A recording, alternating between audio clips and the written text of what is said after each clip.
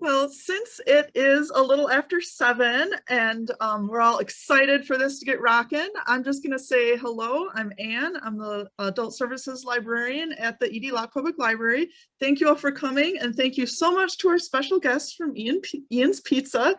I'm going to turn it over to them. If you have any questions, just type them in the chat. I'll be able to shout out any questions you might have. But yeah, thank you, and let's get started. All right, it's go time. Welcome. It's Staci Fritz, and I'm Marty from Ian's Pizza. Staci's going to be your host for this evening. She is our resident ice cream queen, co-owner, and behind all the magic of Calliope ice cream, and has been working with us at Ian's Pizza for 15 years. So, kick it off. Well, tell us about yourself. Okay, so I started at Ian's in 2006 as an office manager, and from there I have a degree in graphic design and have a background in marketing. So we then started. Ian's is very entrepreneurial, right? So we then started our own web and graphic design firm, kind of within the company. I was a part of that. So was Marty. Marty, who has been here for 14 years, and we did that, all kinds of things. I've done just about everything except actually make pizza, although I can make pizza. And that's really why I'm here tonight, is to tell you that if I can stretch dough, you can stretch dough. So it might not be perfectly round. The at-home pizza making expert of the crew. Right. We make it here and go home and don't make it. I make it at home, and it comes out round-ish and very edible. So now, I work with our donation program. I'm customer service. If you write in or call in, you're probably going to talk to me first. If I don't know the answer, I know who does know the answer. I'm also the person that gets us into things like this. True. People call up and they say, "Oh, you guys want it?" And I'm like, "Yes, we can do that." And then I tell people and they say, "We don't know how to do that." And I say, "Yeah, but it's a great chance to learn." So this is our first inaugural Zoom cooking class. We have done cooking classes at, and it's specifically how to stretch dough classes at Orange Tree here in Madison. Awesome store over on Monroe Street. They have a little kitchen upstairs. And so we show up with kind of all of our ingredients, and 8 people are there. And then it's a very hands-on class where we bribe them with wine and pizza, and then get everybody full of flour and dough, and it's a hands-on.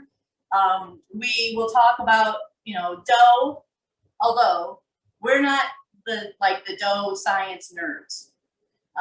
We're nerds, not about dough. So that would be Ian. If somebody is watching and you really want to kind of get into the whole, really chewy dough questions, let me know. I'll give you my email. Anne has my email as well. I can get you in touch with Ian, and you guys can talk dough for days. We're kind of not that person.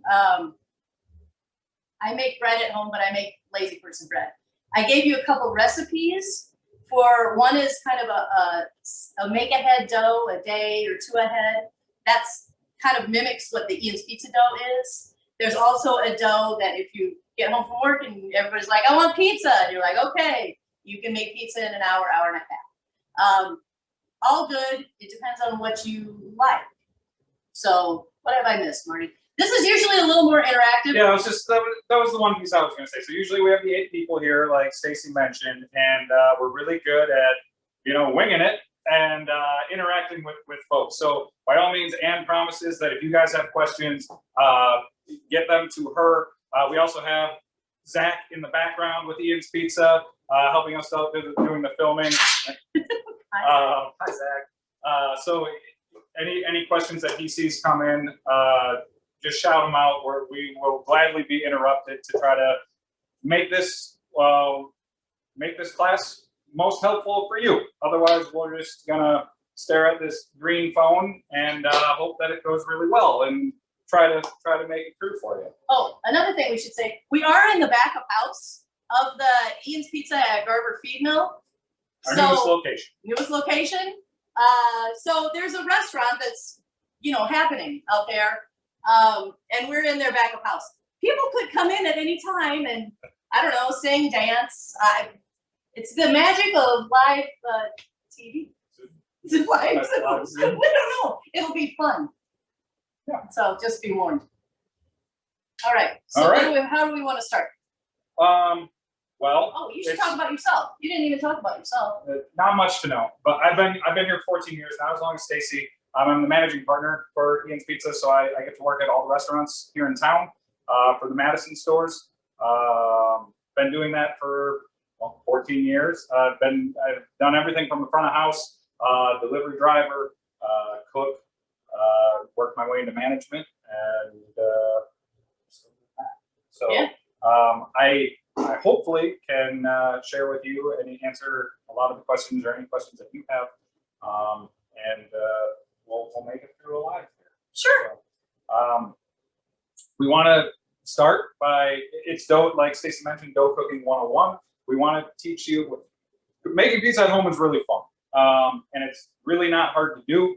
When we talk to people about what are the challenges and the obstacles to like doing it, to doing it well at home, it's always like, how do I stretch the dough? Like everyone can look up a recipe. There's 100 recipes. Stacy provided recipes that she likes to use. But really the challenge is stretching the dough. So we're going to get into our technique at Ian's Pizza for how we teach how to actually stretch the dough and get it into the oven and come out hopefully circular and delicious. So why don't we start with Flour? flour? We want to talk about flour? Okay, so flour, everybody's heard of gluten, right? So that's the protein in the flour. It's like little coil-shaped proteins. So for pizza dough, you want to use a high gluten flour. What does that mean? So the flour we use is called All Trumps, and it's about 14% gluten protein. It's considered high gluten. Oh, it's just off camera. We've got a bunch of bags over there. Whatever. It's not that exciting, but it's 14%. So that's a more specialty dough. You can't find that for probably somebody working, just making pizza at home. What they consider bread flour usually comes in around 11 or 12% gluten. So that will work just fine. All-purpose flour is usually around 10%. You get down into like the cake flour, that's at 8%. I mean, you think about it, you don't want your cake to be kind of chewy and springy. So I have seen recipes that use cake flour for their pizza dough. I haven't tried them. I will someday. I'm fascinated to see. But it's going to be a whole different kind of pizza, and there are so many different kinds of dough, like Neapolitan, that uses a whole different flour. Our style is a New York style pizza, so it's kind of that chewy crust. It's not deep dish. It's not thin crust. It's something in between. It's got some chew. Sourdough. It gets crisp. Yeah. You can do a lot. Grilling pizza. We've done some experimenting with grilling pizza. We found a way to use our in-restaurant dough, and then we also worked with Ian, and he developed a dough that's really good for grilling pizzas, and you need it to withstand a really more direct heat, meant to be cooked at a hotter temperature. And I don't even have that recipe, so that's one of those. If you really like the sound of that, we can teach you how to grill using a standard dough recipe and using a more indirect heat method. But if you write in or write to Stacy, we can absolutely hook you up with Ian. We can provide some dough grilling Specifically, yeah. or at least we'll point you in some direction with some good recipes. All right, what next? What else? So water. So we have flour, water, sugar, salt, yeast, all very basic parts. With oil, we use oil. We use a little bit of oil in our dough as well. But it's a very simple recipe. Sugar for flavor, but also as another food source for the yeast. You can use live active yeast. You can use dry instant yeast. Stacy, did you provide recipes both for like a day of dough? Yeah, so there's the dough that is, you make the head, which is, it's this dude who, talk about your dough nerd. He is a dough nerd from the way back. And so his is an overnight dough, which is very similar to ours. Yeah, it's pretty much got the same kind of thing going on that we do. And so what you do with our dough or his dough is you make it and then you roll it into a little ball and then you put it in the refrigerator. So you don't want it to start rising. You want it to get into the fridge and just kind of sit there as a small dough ball. And all that time it's developing flavor. You see the small, these are the small dough balls. So this is dough that we've made today. And like Stacy's talking about, a longer recipe. We go for a long dough proofing cycle. We're aiming for 36 hours. Temperature and time is the other factor into making dough. We always talk about the 5 ingredients and then the temperature and time. So we refrigerate this immediately after coming out of our dough machine. And then we are putting it in our walk-in cooler for about 36 hours. And we're pulling it out 5 to 8 hours before we need to use it. And as that temperature rises, the yeast really starts to go crazy. So at mid-30s, it's a really inactive proofing process, and it gives it's just very slow, and it lends itself to a much more mature, developed taste, flavor profile. And as you warm it up, it really starts to activate as you get into 50 and 60 degree. And when you're at room temperature, once this hits room temperature, it really starts to proof for you. And we'll show you what some of our proof dough looks like in just a little bit. But this was made today. So yeah, you have to be a planner. You have to know you want pizza tomorrow or the next day in order to do something like this. And in the real world, I don't do that at home. It's what are we going to feed the kids tonight? So in that regard, there's an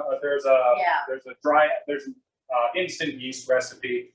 You're going to notice a difference. It's not that deep flavor profile that you'd expect from a really mature like bread or dough. But it's right now, or it's in an hour from now. Right. And it works really well for making pizza at home. Really fun to do. Something I do with the kids. We make pizza at home. The cheater method is you can buy dough from any local pizzeria. We will sell you dough balls like this. You should talk to them when you're buying. Talk to your local pizza shop when you're buying dough.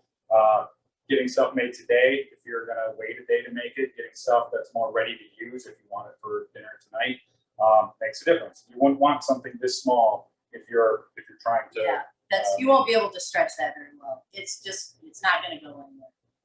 But pizza, man, this pizza. Pizza, great way. Birthday parties and things like that. Great way to like help stretch a bunch of dough balls and let kids top them and get them in your oven. It's super fun. Take it outside. It's a messy process, but it's a super fun, easy. It's a very easy, fun thing to do at home. One other thing I'll throw out there is to make pizza at home. A pizza stone is a good tool to have. There's a bunch of different options out there. The point being, you really want to preheat the stone in your oven so that stone is nice and hot. And the philosophy behind that being you're storing a bunch of that heat energy in the stone, and then when you're putting the dough on it, you're able to blast that heat into the dough over that period of time, whereas air wouldn't it's just not that transfer good that heat. Of heat. Yeah, wouldn't transfer that heat as well, just to do it on a cookie sheet or something like that. However, a great cheater method is cast iron. You can do a cast iron pan. You can do a cast iron pan upside down. Again, really recommend that you preheat that pan. Otherwise, it won't cook the dough properly. You need that 450 degree, depending on your dough, 450 degree, 500 degree oven. Got a question? Is there a question? You just answered it. Oh. What temperature? Psychic. What temperature should I set the oven to? Yeah. Awesome. Ours are around 450, right? Yeah, ours are between 450 and when we really get going, we can be all the way up to like 525, 550 when we're sending a ton of pizza through the oven. And the reason for that is something you need time for that stone to regenerate its heat between cooking. So you put a pizza dough, sometimes a cold pizza dough on that stove or on that stone. You suck up its heat for 6 minutes. Your ideal baking time, at least with our dough, is about 6 minutes. You're taking a lot of heat out of that stone, and then you need regeneration time, and it can take Your initial bake, when you should put it in there while you're preheating your oven. That can take 45 minutes to get a stone up to temperature, or even a cast iron. And then between pizzas, you're gonna want, 10 minutes to let that stone regenerate and soak up some heat again for your next dough that you're cooking. Yeah, so that's why we crank ours up in the restaurant, because you probably won't be making hundreds of pizzas, I hope, or maybe you want to, whatever. So, but we're constantly like cycling pizzas in and out, in and out, in and out. So we have to just keep them blasting. For you at home, 450s. That's what I do. Yep. You can always start lower because it's easier to add heat to a stone, or it's easier to just keep it in there for a little bit longer when your stone's too hot and you burn that pizza. You can insulate it with like a cookie sheet or something like that. That will really limit how much heat comes from the stone into the pizza, so you can kind of buffer it. If you check it and you're like, oh man, the bottom's cooking way too quick, you can move it to a cookie sheet or something like that. That will slow down that bottom. Okay. What else? What now? All right. We ready to start stretching? Or we can show them a pizza and then you can show them how to make it. Yeah. We can show them a pizza and what you're going for ideally with your bake. No, Good to go. yes, good to go. So our world famous macaroni and cheese pizza. Sorry, I'll hold this still for you, Zach. It's a very simple mozzarella base. You want to use a good mozzarella. You want a lower moisture profile on your mozzarella, which just means it is aged slightly. Of course, Wisconsin mozzarella. We mix that with a creme. So we put a mozzarella down and a creme, a really easy creme fraiche. And then you're just, you want to boil your mac noodles. Yep. Mac noodles ready to go. And top that, throw it in the oven, and then we're topping it with a Wisconsin cheddar. But what you're looking for, you get, and sorry, Zach, you just moved away, but you'll get really good blistering on your crust when you hit the right temperature range. So you can see some really good blistering there. You'll get a good bottom coloration. And you just don't want the top to dry out. So you want to cook the bottom fast enough that you're not getting a lot of brown spots and drying out the top of your pizza. When you're considering what to top your pizza with, we're going to go through a few basic ingredients that we have. Pre-oven versus post-oven toppings is something that we consider due to water content and oil content. Things that you put in the oven, cheeses with a lot of water content, like a feta or fresh mozzarella, will really leach out all of their water in the oven. So that's something that you either want to put on towards the end of your baking cycle, or as you pull it out of the oven, that residual heat can do a lot of the cheese melting for you. Cheddar and blue cheese, they don't really hold up really well to being baked for super long, and can brown. Cheddar can brown and dry out. So again, some of those topping cheeses you might want to put on after it comes out here. Yeah. So. All right. Some pizza toppings. You want to stretch dough? You want? I would probably stretch dough. Okay, let's do it. Yeah, and then we can talk about toppings, and because we're not just going to stretch dough, we're going to actually stretch dough and then turn it into pizza. Now we're going to try and bake on our portable ovens, which we don't usually use for completely baking pizza. So that's going to be exciting. So our dough, after it has warmed up a little bit, you can see the size difference from what we showed you last time. This is essentially what you're going for. You're going to want to keep, if you're proofing this in your refrigerator, you're going to want to keep it in a dish that's covered, because if it dries out, that's not good. You can also coat it with a little bit of oil, which acts as an air barrier. It works really well for not letting it dry out. But it's pretty wet, like it's pretty tacky and wet. You want to roll it after you mix your dough ball. You want to roll it into a nice tight ball, like Staci was mentioning. Get all the air out, and get it in a ball, and put it in the dough tray or in your container. And this is what it'll poof up into a flatter ball. So to start, we use a mixture of flour and cornmeal, the same flour we're using to make the dough. But just like any baker would, you just don't want it to stick to anything. It's really wet. So we just want to dry out the surface of the dough so that we can actually work with it with our hands without it sticking to everything. A question came up. How big are the dough blobs? Do you go by weight, or are they an estimate of how big? Yeah. Yeah, we go by weight. We're using a 12-ounce dough ball. Which makes it 12-inch pizza. Yep. Which is what the mac and cheese was. So what's is it all like ounces, like 16-inch, 20-inch? Yep. I mean, that's for us, we go 12, 20, and 30. Okay. It's been a while since I got to cut dough balls back there, so forgive me. But Yeah, we got all, we're right in front of all the dough stuff right here, so. So, all right. tried it out. Zach, you can see this fine. First thing we're going to do is just kind of set our crust. One of the tricks when we're starting, so this is the tricky part. This is what everyone is like. This is what I struggle with at home. If you want to form that nice crust, you want to keep off when you're stretching. We want to keep off the very outer edge. We don't want to beat down the very outer edge. And now we say that when we go to classes and things like that. The only other, I hesitate to say that because on the other hand, people stay way off of it and have this huge ring around the edge, which you definitely don't need. You just don't want your hands to go over the edge of the pizza and like push down. Like a half inch. If you can just, just like a half inch around, that's kind of a no mess with zone. You'll end up with a good crust. Right. So we're going to start with just forming that crust around the edge, just making a C with our left hand, or this is often my technique, but we just make a C and we just kind of form that edge of the crust, and you can see you just kind of keep it around. And one other thing, I should have maybe started with this, one other thing you can do is really just loosen up the dough. And again, you can't really push through it. You can't push too hard. You can't be too rough in this step. But if you just stay off the very outer edge, this is going to do a ton of the work. Yeah, and I will tell you, this is from watching people, make dough. People are kind of very hesitant with this stuff. This is like the best start step that you can have. Because people are like, ooh, like they don't want to, hurt the dough. No, try to hurt the dough. Like really, like press it. I mean, like try to poke a hole in it. Get that dough stretched out, because you can already see he's been messing with it a little bit, and it's already looking very pizza-like.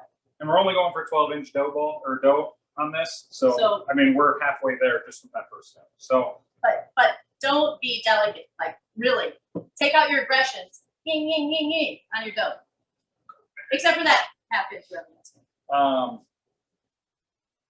Yeah, you probably couldn't hear it on the camera. You can hear little air bubbles popping. This helps to get the air out of the dough, so you don't have huge bubbles in your crust when you stretch it and put it in the oven. This will really help. You can, like I said, you can't hear it, but there's little pops and snaps happening when you're doing that. So just again, want to keep it nice and dry. So we went around and made a little bit of that edge crust on it. You can just pop any bubbles unless you want to keep them. I'm going to flip it over. Just make sure you're keeping it nice and dry, and I'm just going to go to a two-handed stretch technique. You're using the pads of your fingers here, and just again going right up to the edge of the pizza. You want to stay out of the middle. That's the other key factor to stretching dough. The middle is going to always stretch itself, especially when you pick it up. Gravity will really stretch the middle, and if you get a thin middle, you get a super floppy slice of pizza, and it doesn't hold up well. So really focus your stretching on that outer third of the pizza.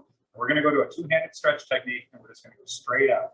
And the biggest key is you want to move the top and the bottom of the dough together. If you have too much or too little pressure, you'll start causing it'll ripple over itself. And that's one of the bigger challenges we see with people when we're teaching them. And just make sure also that it's able to slide. You have plenty of flour or flour and cornmeal, so that it's sliding and not sticking. Because that's another thing that will impede your dough and make it kind of get pleated. Which we didn't mention this, so that's also why we have cornmeal. The little ball bearings mixed in with the flour, it really helps it roll over the table when you're stretching. It helps it also roll into the oven off your pizza peel or cutting board or whatever you're using at home.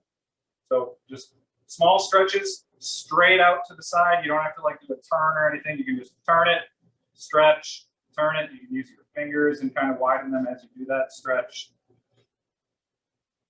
When you get about here, we're really, really close to where we want to be. The final thing you can do, and this is also a really good cheater if you're having trouble, you can literally just pick it up and let gravity do its work. But when you get to that final step, want to have really soft pans, not poking through. We say use your spoons and not your forks. And just on the very, again, outer edge of the pizza, you don't want to be right through the middle. You want to be way on the edge of the pizza here. And we're just pulling, So yeah, slide and pull. he's just kind of pulling like that. Well, without a big ring on, because that would just tear it up. So don't do that. It's just tear it, just tear it. Just turn it, stretch, turn, stretch, turn. And you're just pulling. I'm really kind of pulling on that. I'm really stretching that outer band and not the middle at all. So I'm kind of rotating my hands a little bit. The biggest stretch you want is right on the edge. And also, as a non-pizza professional, the sooner you can get this dough kind of up in the air and just let it almost drape and let gravity do that work, it's good. You don't even need to do that much. Just kind of make a little dough waterfall, and then just turn it a little bit, stretch, and it'll get to where it needs to go. Yes, it will. So you can use a cutting board. You just need something that allows you to dismount after you top your pizza in your oven. So flour that up a little bit. Put that down. Then top it. Then top it. Which you can do.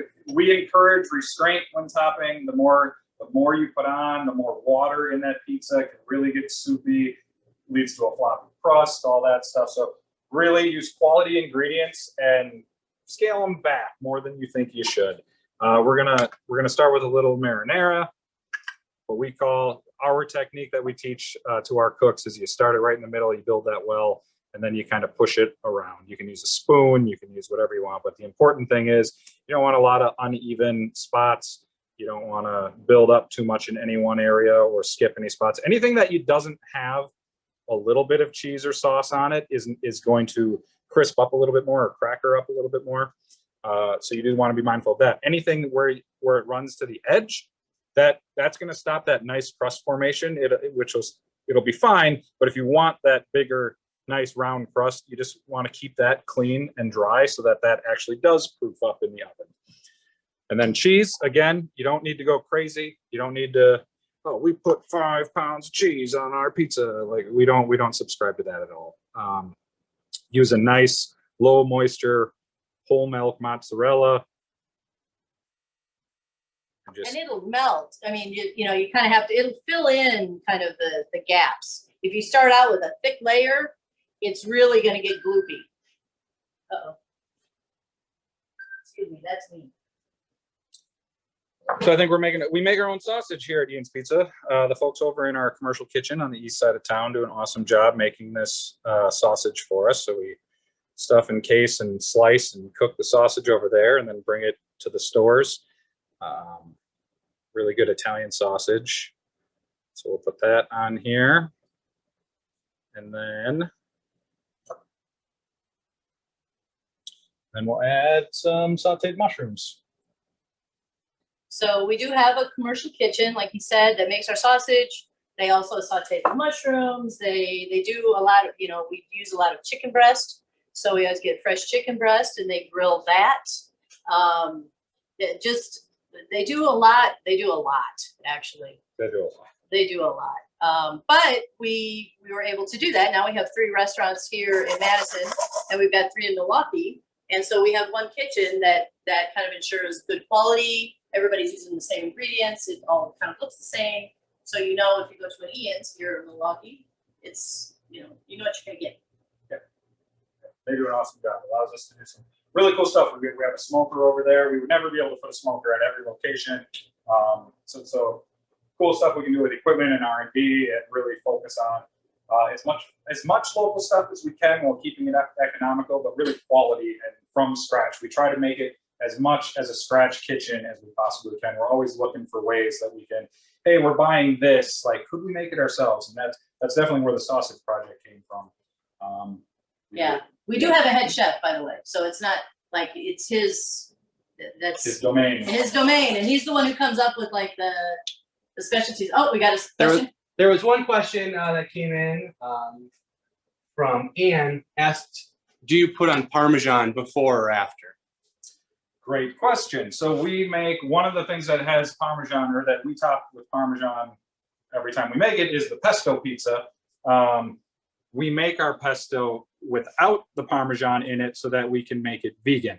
And then, so when we're topping it on a pizza, we'll put the pesto down, and then we'll add, for a regular pesto base, we will add the Parmesan to it. Otherwise, we would put it on, if it's more of a topping, like the look of the pizza afterwards, we would definitely put it on after. Yeah, because I think because it's a drier cheese, so I think you could really end up with it getting too dry. Same with the cheddar, like it will, the residual heat, if you put it on as soon as you get it out of the oven, that pizza's still pretty hot. So it'll melt when you put the pizza in. Yeah. We're gonna try it. So just again, you want to make sure that it's dismounting into your oven is a trick. If you're doing it with a cast iron, you can try to like take that 500-degree cast iron out of your oven and put it on. It's a trick no matter what. But if you can make sure your pizza is moving on your peel or on your cutting board, it's definitely going to help you a lot. Good luck. Yeah, you don't really need to get the zoom up in case we do. Really mess this up. There we go. All right. Do we need to set a timer? Set your mental timers to not burn that one. All right. We'll make one more really quickly. Go over that dough stretching process for you, kind of in maybe a little bit more fast forward here, and show you another example. Where did we put all of our I dough? put it over here.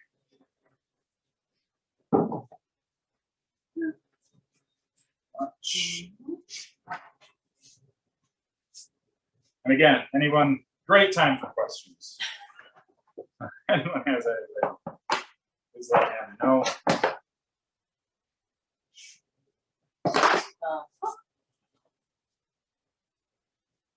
So we're going to dry out that dough ball. Make sure we have plenty on the table. Again, I'll remember to do it this time, but best first step is really here it's snapping. Yep, air bubbles coming out.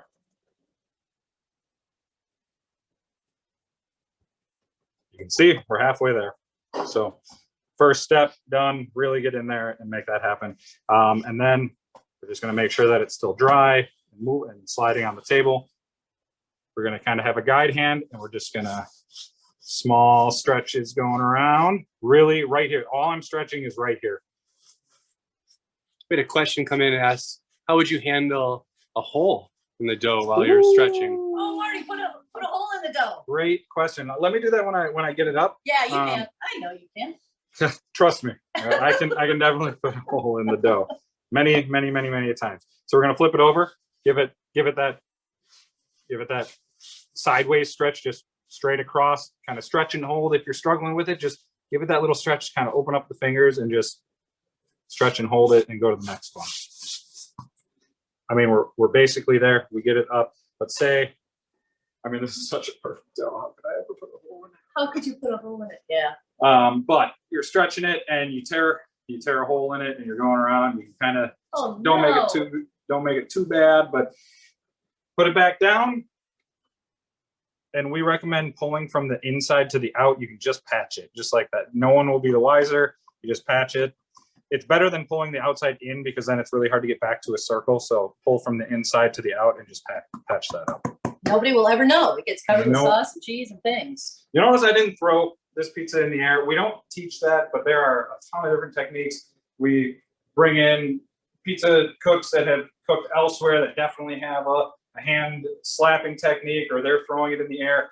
Absolutely, like, I mean, it's fun, right? So by all means, knock yourself out. We don't teach it here. I'm not that good at it. But people do it. I mean, some of People our cooks definitely will do do it. it, especially if, like late night. If people are watching them, you know, they'll put out When it's time for the show. When it's time for the show, you do it. I guess that would be now. We're literally there. It's time for the show. We have a question from your wife, Marty. Oh, great. What's the best kind of pizza cutter? Sharp one. I don't even have a pizza cutter. I use scissors. Pizza cutters irritate. I mean, the ones that we have here at the restaurant are sharp, and I've cut myself on them, and they are sharp. At home, the ones I've got, I don't know, they're just like meh. They don't do it. So I just cut with the scissors. Let me check that just to check. see where we're at.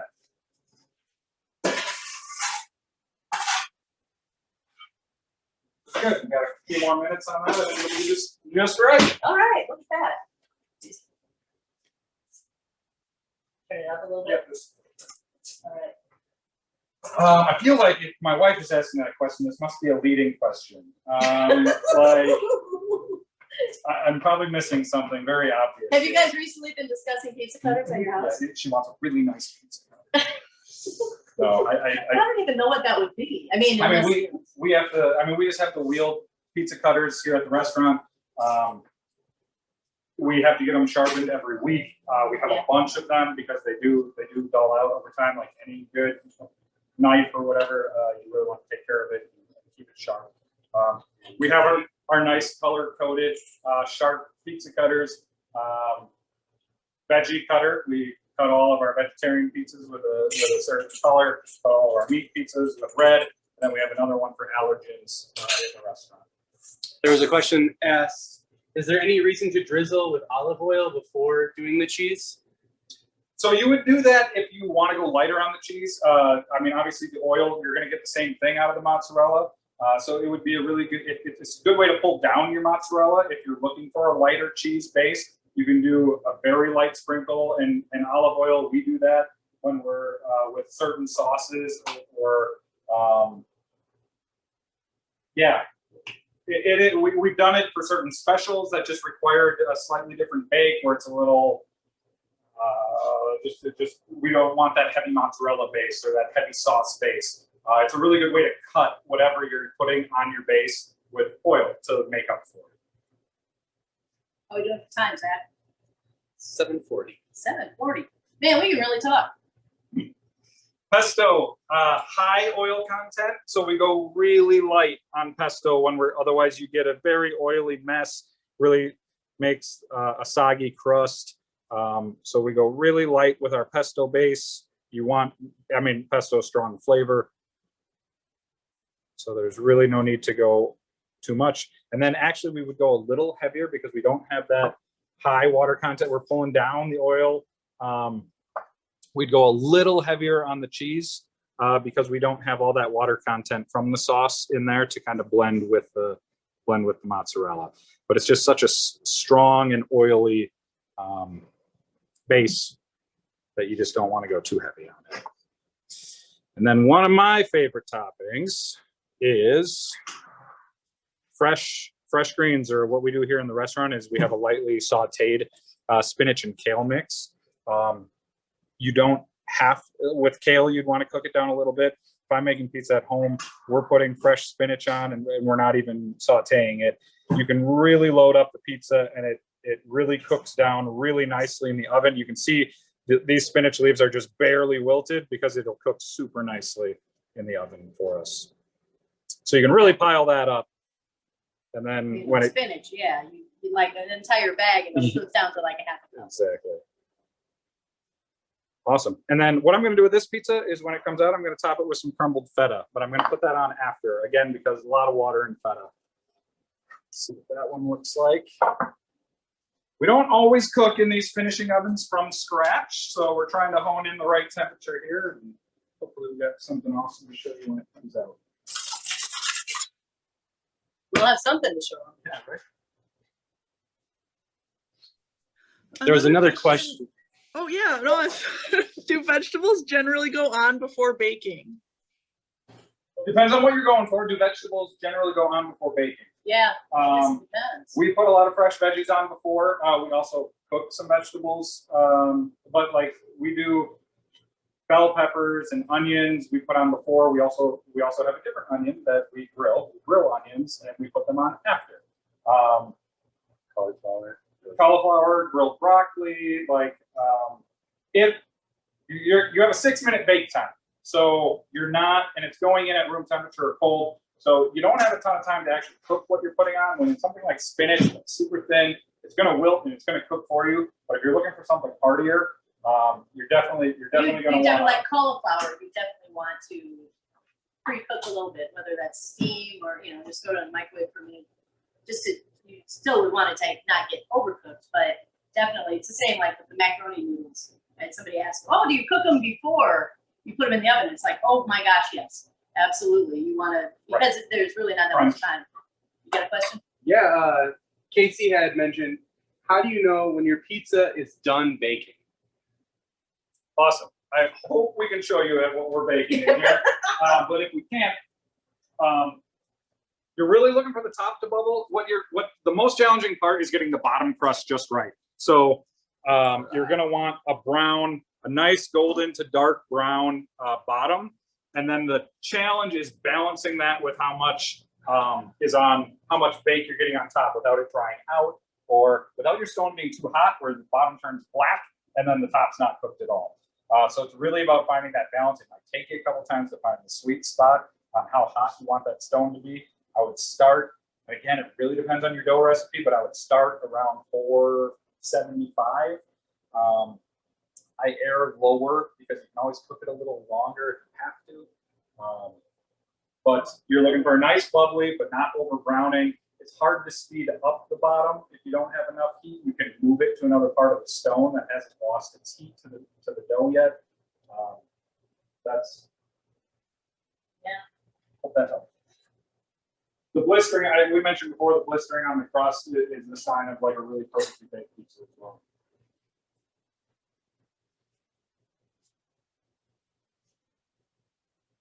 More questions? Yeah, Anne had mentioned I microwave mushroom slices before I put them in my home pizza. It pushes out the water, it kind of dehydrates them, so it's not soggy. How do you deal with wet fungus? Same thing.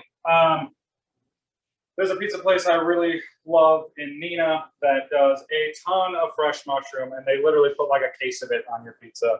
But you're right, it cooks out, and you really got to watch out for how much water you're going to bring out of your vegetables when you're doing that. We do the same thing that you just mentioned. We grill our portobellos to try to get to, one for flavor and for a nice grilled texture. But our sauteed button mushrooms are the exact same thing as what you were talking about. We're trying to get some of that moisture out, and out also for a little bit of the flavor.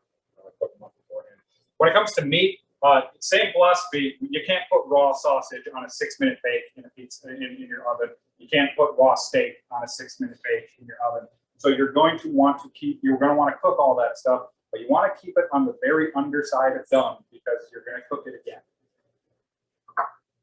That's kind of one of the challenges. We'll do steak specials. And so the steak needs to be cooked enough before we put it on the pizza, but then you need to account for that so you don't end up, if you have a good cut of steak, you don't want it to get overdone and turn into shoe leather in your oven. So, you want to keep it on the side of rare, but yeah, it takes a little bit of finagling. Yeah. Another question? How do you do the barbecue pork pizza? Maybe they're thinking about like our Smokey the Bandit. What's the trick with barbecue and the ranch? It's got to be at that. So that's a barbecue chicken. Go ahead, take it away. Oh, yeah, sure. Yeah, have some wine. So the barbecue sauce goes on much the same as the base as pesto. You don't want a ton of barbecue, so for that base, it's also a combination of barbecue sauce and mozzarella. So that's where we start. Then we put on for that one. Oh, look at that! Wow. I see now I'm interrupting. I tell you to take it away. Yeah, no, It worked out. we did it! Woo! You can see a really good blistering on the crust here. Let's see I'm how we sorry, did. you Before I guys. show This you smells guys- fantastic. We did good. Look at the bottom there. Perfectly even brown bottom. I shouldn't have tipped it when it was so wet because I kind of just pushed all the ingredients over to the side. But nice outer ring on the pizza. Yeah, all the toppings up to the edge. So feel free to top as close to the edge as possible. But there's our first one. We did it. Yeah. We're gonna eat that later. Yeah. So the Smokey the Bandit. So we put barbecue chicken on the barbecue mozzarella base, and then everything else comes after, right? Yep. Yeah, Little barbecue, I mean, I'm sorry, I was not taking off pizza. So barbecue sauce, we like Barbecue with combine with that the with the mozzarella, mozzarella. kind of, it's very pesto-y. Because barbecue is really, there's a lot of sugar, you know, and it's, you don't want to, you can really overdo barbecue. I mean, it's delicious in the right, whatever. So that one gets most of those toppings, because then it gets bacon, cheddar, and ranch, and those all come out after the oven. So the bacon fully cooked. We put a lot of work into how we top bacon. We have to do it very fast because we make a lot of those pizzas. So we cook and we take the grease off and we cook again. We really get a really crispy bacon, and then we chop it up so that it's super sprinkleable and spreadable really quickly on a pizza. But yeah, so we cook all of that beforehand. We put it on after. You don't want to cook ranch. Ranch doesn't cook well. It turns green, weird. Cheddar turns brown and funky. So it's just like you said, the barbecue mozzarella and barbecue chicken that we kind of marinate that barbecue chicken. That goes on before the oven. Cook it, comes out. We sprinkle that cheddar, bacon, or cheddar, ranch, and bacon on afterwards. And that is a smoky bandit. One other question. Yes. Are there any ingredients that you know would not work on pizza? Boy, what have we've done some specials that have kind of failed. It really comes down to quality ingredients and quality and the combination of flavors that you're going for. And my wife who's watching will tell you that I always overdo it and just put all my favorite things together in my dishes, and they don't always work out all that well. But things that we have, I mean, we played around with fresh seafood, and you have to use a good quality seafood. If you're not, like you can really get into some funky Seafood stuff. is tricky. Seafood can be tricky, but good. Like when you do it right, we've done prawns, we've done some good seafood pizza. You just got to use quality ingredients. We've done crab rangoon. We do it now. It took a long time to hone that in. When you're trying to use real crab, like it can be a finicky thing to bake seafood. Now we have a crab rangoon pizza, and it's awesome because Jeff, our head chef that we were talking about, has put a bunch of work into it. The many iterations. I mean, if you like to eat a bunch of cream cheese on your pizza, it's the pizza. Try not to do that one. Well, I mean, as far as, you know, every so often we'll do a special that doesn't really go over that well. I mean, I remember in the way back, we did like a seasonal squash pizza that nobody ate. It turned out like that September, nobody was eating squash. I mean, it was pretty. It was kind of orange chunks. Nobody ate it. Sometimes we've done some other, I mean, if you're at the restaurant and there's this window of beautiful glistening slices, you know, if you have something that's primarily like brown, it's just not going to look as good compared to other stuff. So we're always kind of trying to keep that in mind when we're, you know, designing pizzas. Basically, it's like, how's it going to look in the window? You know, if it starts to look really bad after it's been there for 10 minutes, I mean, we don't keep our pizzas there for that long, but they do need to look good for a little while. It's kind of the great thing with pizza is you can really build any kind of. I mean, we have burrito pizzas. Like you can hit a Southwest menu. You can hit the Italian menu. You can do so much with pizza. We have what's the special? Gobi Manchurian. Gobi Manchurian we're doing right now. So you can really hit any, and that's why it's so easy to eat pizza every day, is because you can hit so many different cuisines within pizza. Yeah, if you just deconstruct it and throw it on a crust. There was one more question from Ian. He had said, is a pizza peel like yours better for sliding off so easily versus a wooden pizza peel? No. I'm using this because we're in the back prep kitchen and I don't have any wooden ones that are small enough to fit in that oven. But like I said, when we do a cooking class, we use a wood cutting board. Like you just need something that is thin enough and small enough that holds your pizza big enough, I should say, but small enough that you can work it into the oven, that you can slide your pizza off of. You won't want to use like a pizza tray or a cookie sheet because you have that lip on there, or something round, or something that's round. Like can just be a little bit more challenging. So flat with an edge works really well. Ian mentions he has a wooden pizza peel, but he has trouble getting the uncooked pizza off of it. Is there any tips you might want to share with him? Make sure that you've got plenty of your flour and cornmeal on there, as you're building your pizza. Make sure that there's not like any sauce that kind of gets on the edge, because that'll make your pizza kind of stick. How are we doing with that one?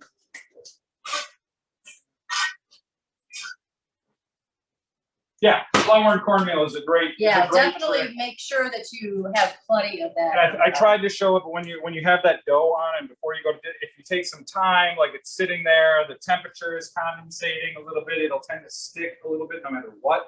So the faster you can top it, and then give it that shake to make sure it's loose from the board before you get to the oven and start. And then it's sticking to the board, and then it's too late to do anything. So give it that shake and make sure it's moving on there before you take it to the oven. All right, so you saw we put a ton of greens on. See how much they really bake down. And then we're just gonna add a good feta crumble to the top.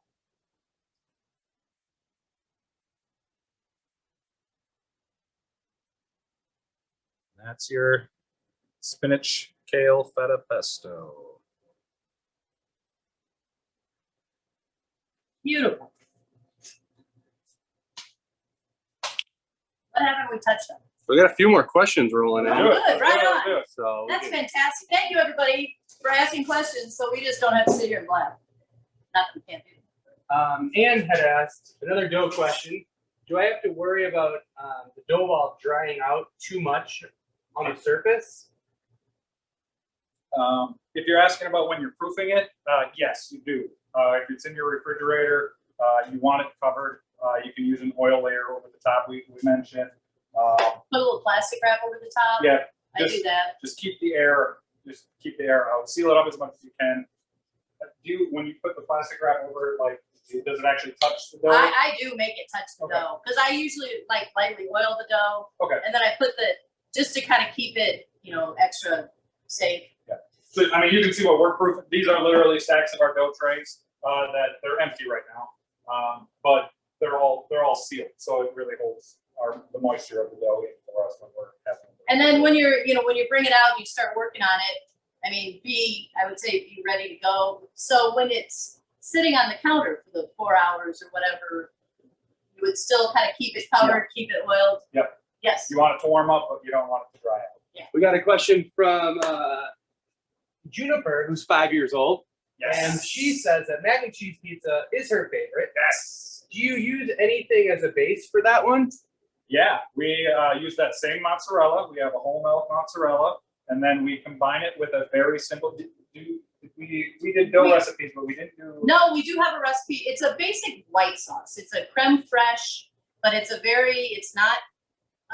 We've got like a little salt and pepper in there, a little bit of spices, but it's a very basic white sauce, and it goes on much the same as like the pesto and barbecue, where it's almost a combination of the cheese and the white sauce, the creme fraiche base. And that's the base, and then we have our cooked noodles. And then cheddar after. There, Then secret's out. That's how you do it. That's how you do it. You can now make it at home. You don't ever need to come into Ian's again. Zach's, that's the marketing guy. Very disappointed. We just gave away the house. Mac and cheese pizza. There we go. Easiest pizza to make. What Ann had asked, what is a creme fraiche? So it's French for fresh cream, but it turns out that it's not fresh at all. It's like cream that sits out on your counter for a day or two. I mean, and you can buy it at the grocery store and pay way too much money. Or I think in my recipes, or you can Google it too, like how to do countertop creme fraiche. You get the ingredients, you let it sit on your counter, and it gets kind of a little bit, what's the word I'm looking for? A little funky is not the right word. I was gonna go funky, but I'm Well, not. but it just develops a little flavor. It gets a little thick. And ours is actually a pretty fresh cream. Like ours is Yeah. sour cream and We're not sitting ours out on the counter Yeah, well, overnight, but you can at home unless you want to make it by the 5-gallon bucket like we do. Get it. How much mozzarella do you use in a day? a lot. I wish my memory worked for remembering these numbers because it's a lot. We go through like a literal ton of cheese a week. A week, yeah. Same with flour, like literally like a ton. And we get the big blocks of mozzarella and then we shred it ourselves.